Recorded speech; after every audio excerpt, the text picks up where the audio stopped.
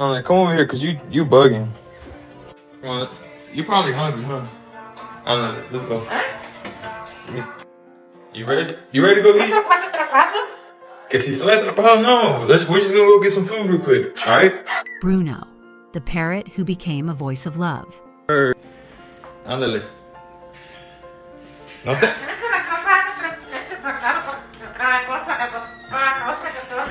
This is a true story about a boy, a parrot named Bruno, and a bond that no one saw coming. It's a story about love, memory, and how healing sometimes comes with feathers and a familiar voice.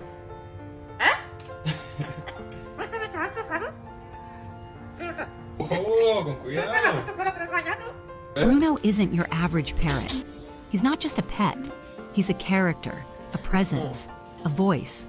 The voice of someone who once brought warmth to a household every single day. But to understand Bruno's story, we have to start many years ago.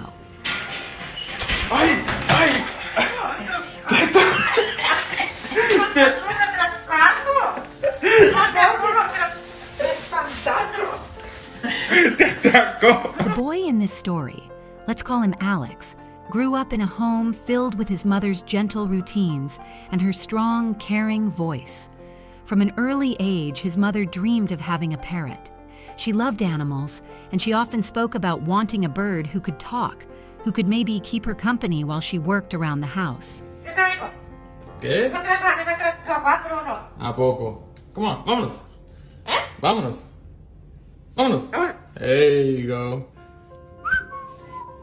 Eventually, that dream came true. Bruno arrived, a vibrant green parrot with sharp eyes and a personality even sharper. From the moment he entered the family's life, he became inseparable from Alex's mother. He followed her everywhere, mimicked her laugh, her sighs, even the way she scolded the family. When she chopped fruit, he watched closely. When she spoke on the phone, he listened and remembered. Bruno began repeating her phrases with such precision that, at times, it was hard to tell if it was her speaking or the bird. ¿Qué pasó? Ajá. Uy, no, para el closet no. Para el closet no. Ven, vámonos. Vente. Vente. Oh my God, bro. But while Bruno adored Alex's mom, he had no love to spare for the rest of the family. Not Alex, not his brother, not even their father. To Bruno, only one person mattered, and that was Mom. Oh, shit.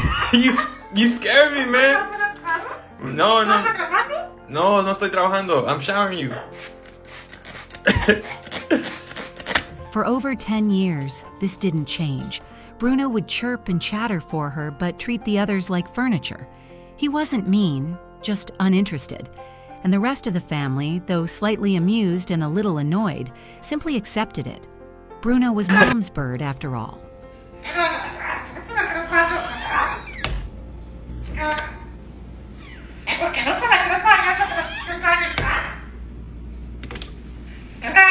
Then the world changed. The quarantine came. Like many families, they were suddenly all stuck at home. And with his mother spending less time in the kitchen and more time resting or on other things, Alex found himself crossing paths with Bruno more and more. Oh, yeah.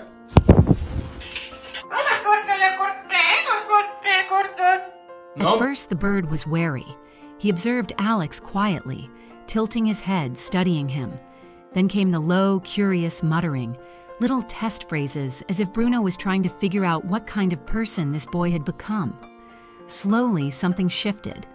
One day, Bruno flew closer. Alex, surprised, reached out gently, and Bruno let him. He scratched the bird's neck, and Bruno didn't move away. He closed his eyes instead, soaking in the attention. That was the moment everything changed.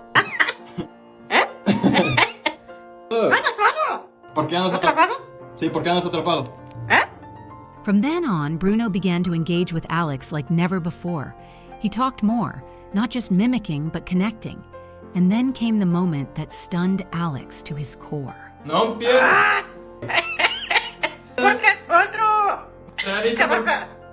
One quiet morning, Alex awoke to the sound of his mother calling his name. Mom? he called back groggily. What is it? No response. He got out of bed and walked down the hallway, but the house was empty. His mom wasn't there. That's when he realized it was Bruno. The parrot had spoken in her voice using her exact tone and inflection. It sounded exactly like her. Alex stood frozen, tears welling up. It wasn't just a bird anymore. Bruno had become a living echo of his mother's love. You with her. Nah, stay over there. Stay over there. From that day on, Bruno was different. He greeted Alex with questions just like his mom used to.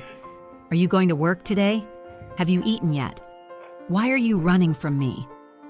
If Alex didn't leave the house by 7:30 a.m., Bruno would start fussing at the door, pacing back and forth as if worried.